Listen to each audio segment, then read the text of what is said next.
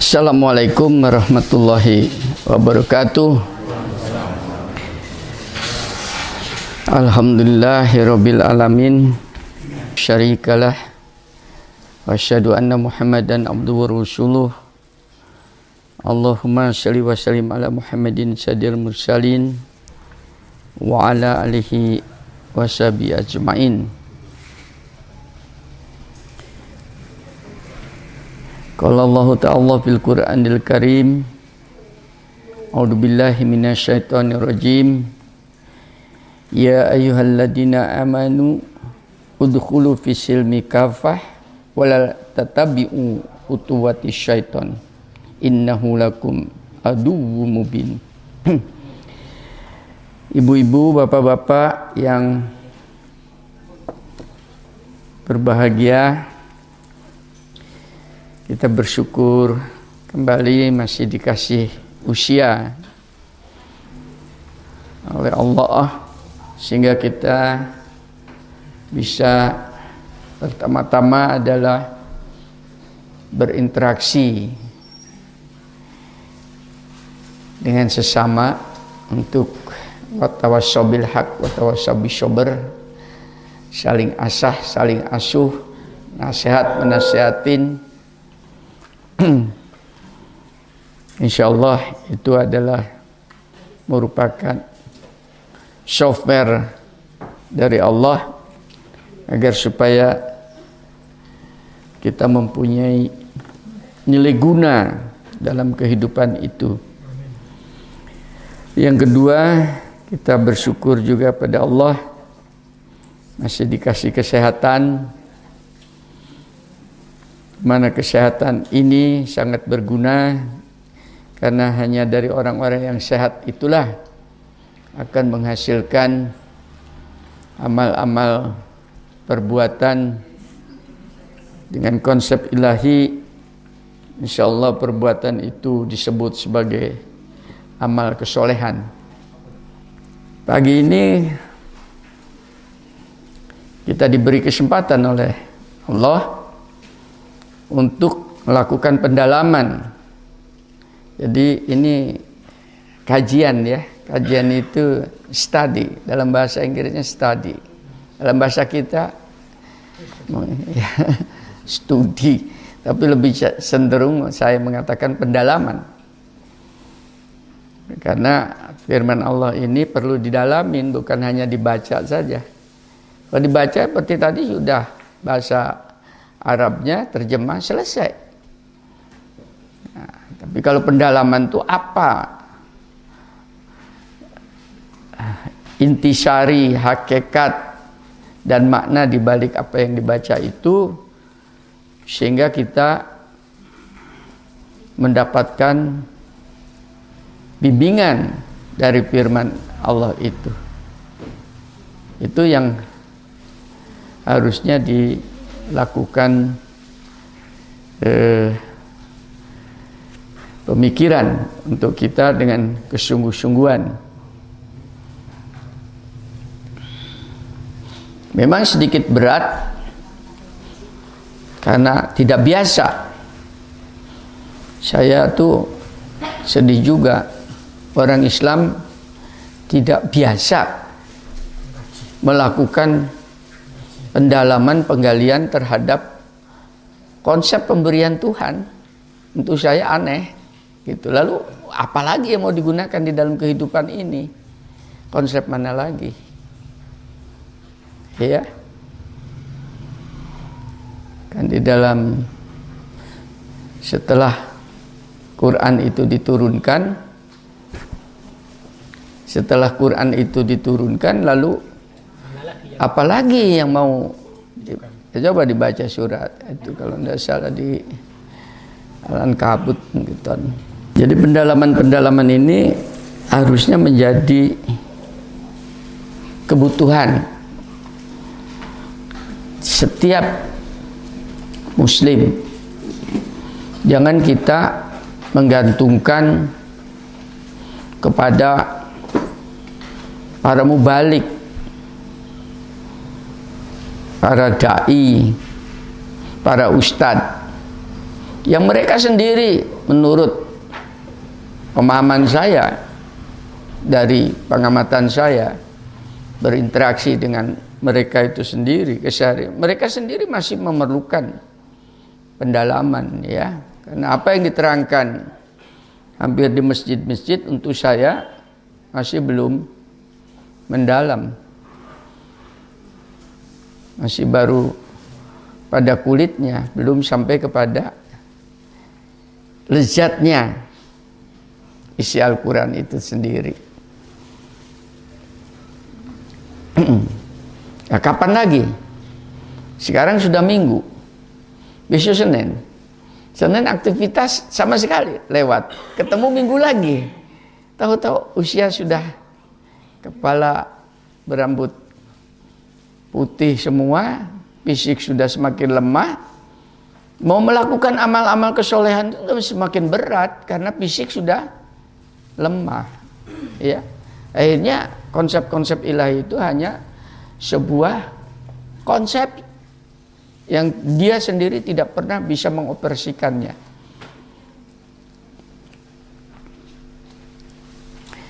Nah, ini tugas siapa itu?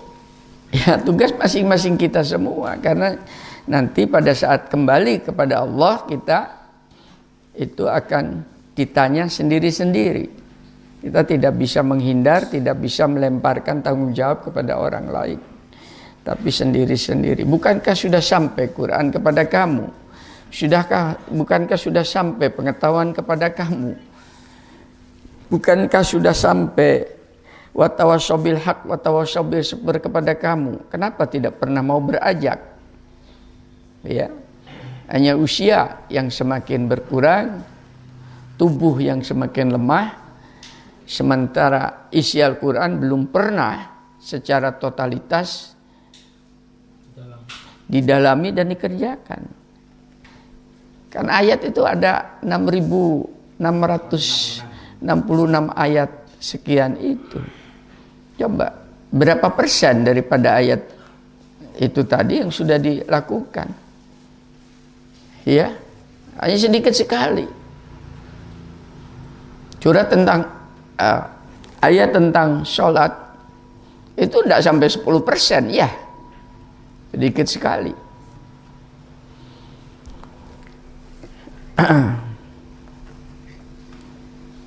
Nah, ini yang kemudian disindir di dalam Quran ini tadi, yang terjemahan sudah dibaca, ayatnya sudah dibaca pas sebelumnya dan sudah dalam mukadimah tadi sudah saya bacakan. Masuklah kamu ke dalam Islam secara keseluruhan. Kita kan hanya di luar Islam itu sendiri. Sungguh masyarakat Muslim ini hampir boleh kata mayoritas untuk saya belum masuk secara totalitas ke dalam bangunan Islam itu sendiri untuk mendapatkan apa yang ada di dalam konsepsi Islam itu. Ini bangunan yang di dalamnya itu kalau masuk itu berarti sebuah istana yang di dalamnya banyak sekali kurnia, ya. Belum pernah dimasuki, hanya angu-angu di luar. Kemudian sudah tepuk dada, saya sudah Muslim, ya. Padahal jauh sekali dari Muslimnya. Makanya misi kita ini pada dasarnya, Pak Samsudin, Pak Budi, teman-teman, ya, bagaimana mengislamkan orang Islam ini lebih berat. Kita sering sekali ingin mengislamkan orang lain, ya. Padahal mengislamkan orang Islam ini lebih berat. Karena mereka merasa sudah dirinya itu sudah Muslim, padahal jauh sekali. Berarti ada sesuatu di dalam Islam itu yang harusnya dipelajari lebih mendalam. Nah, sehingga mereka yang sudah masuk di dalam bangunan Islam itu, ya, begitu keluar, maka yang akan terpancar adalah kebenaran.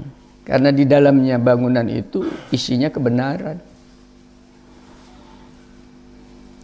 Sekarang kebenaran Islam itu belum sampai kepada masyarakat secara total. Yang ada kebenaran partai, iya kan? Mungkin kalau di kampus kebenaran sains 2949 tahun 9. Sebenarnya Al-Quran itu adalah ayat-ayat yang nyata di dalam dada orang-orang yang diberikan ilmu, dan tidak ada yang mengingkari ayat-ayat kami kecuali orang-orang yang zalim. Kalau Allah mengatakan bahwa Al-Quran itu ayat, pengertian ayat adalah di situ ada konsepsi hidup. Ya. Jelas, terang, benderang, siapapun membaca itu mesti akan mengetahuinya. Itu. Dipelajarinya, direnungkannya, dia akan ditunjukin oleh Allah. Sekarang introspeksi diri kita sendiri, dalam sehari itu, dalam seminggu, pernahkah kita membuka Quran, kemudian satu ayat saja untuk direnungi? Itu ayat yang tadi itu, ya. Karena dikiranya Al-Quran ini hanya sebagai istilahnya seremonial saja, untuk alat sumpah jabatan, kan begitu ya? Ya. Karena kalau sumpah jabatan kan Qurannya ditaruh di atas kepalanya. Kalau menurut saya itu penghinaan itu.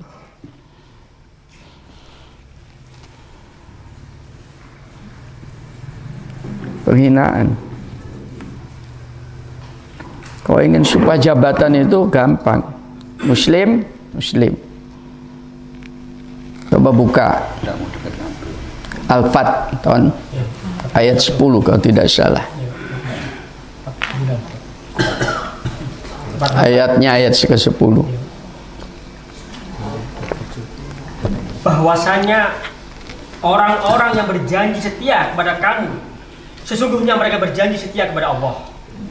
Tangan Allah di atas tangan mereka. Maka barang siapa yang melanggar janjinya, niscaya akibat ia melanggar janji itu akan menimpa dirinya sendiri. Dan barang siapa yang menepati janjinya kepada Allah, maka Allah akan memberinya pahala yang besar. Nah itu harusnya. Jadi janjinya itu pada Allah. Ya, kamu muslim.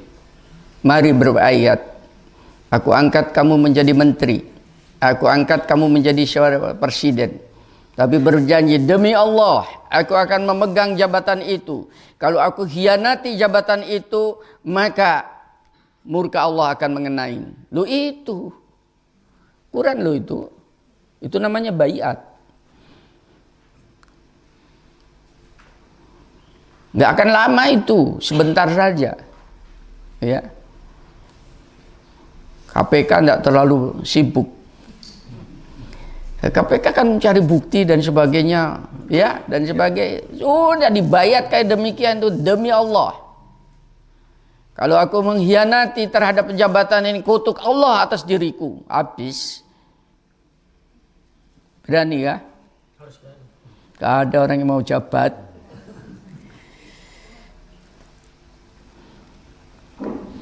Itu. Bayatnya begitu. Karena Nabi juga dibayat oleh Allah. Sampaikan, terangkan kepada manusia apa yang aku turunkan kepada kamu. Dilarang berkhianat sedikit pun. Sungguh kalau hai Muhammad, kalau kamu khianati apa yang tidak disampaikan, kamu akan mendapatkan murka Allah. Nabi loh. Misi kenabian ya. Indah ini Al-Quran jadi hiasan kan, pelecehan. Perlu dibenahin. Siapa yang membenahin ini? Jangan di dalam masyarakat itu seakan-akan itu sudah benar.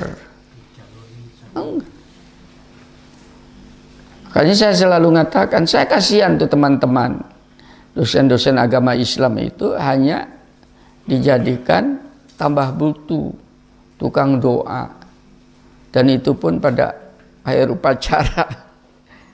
Ya, Gitu. Itu salah satu bentuk doa yang tertolak itu. Tidak terasa. Karena tata caranya sudah tidak mengikuti perintah Allah. Kalau doa yang ingin betul-betul diterima Allah itu mengikuti Al-Baqarah 186 ya tadi malam ya. Doa itu namanya, doa itu bahasa kita itu permintaan, permohonan kepada Allah. Ya, bertanya. Maka jawablah bahwasanya aku adalah dekat. Aku mengabulkan permohonan orang yang berdoa apabila ia memohon kepadaku. Maka hendaklah mereka itu memenuhi segala perintahku dan hendaklah mereka beriman kepadaku agar mereka selalu berada di dalam kebenaran. Jadi sudah jelas konsepnya kayak begitu. Itu yang dinamakan ayat-ayatnya terang benderang. Tapi kebanyakan manusia dengan ayat yang terang benderang itu mereka tidak mengikuti.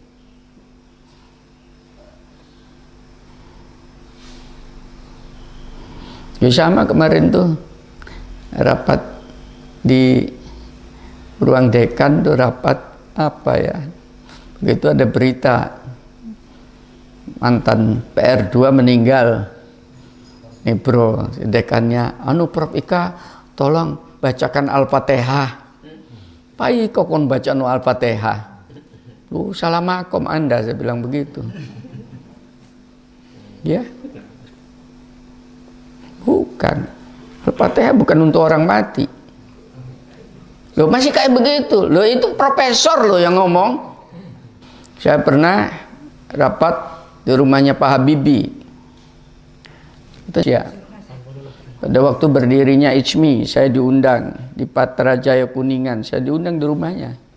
Was 49 orang itu. Salah satu diantaranya saya. Ya. Pada saat Pak Habibie bicara itu, saya juga seorang muslim dan saya ingin nanti kalau mati juga saya ditahlilin. Jadi Islam itu tahlilan.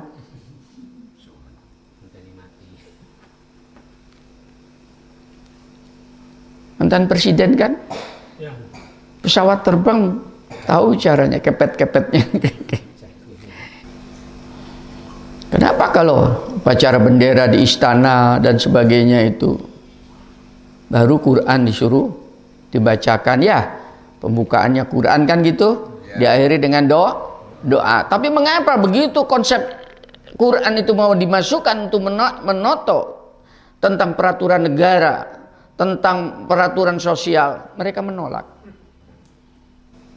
Nah, ini kan sudah munafik. Dengan menggunakan konsep ilahi ini tadi. Apakah belum cukup? Ya. Tadi konsepku ini yang aku turunkan, yang aku bacakan kepada engkau sebagai pedoman dalam kehidupan di atas muka bumi ini, gak cukupkah?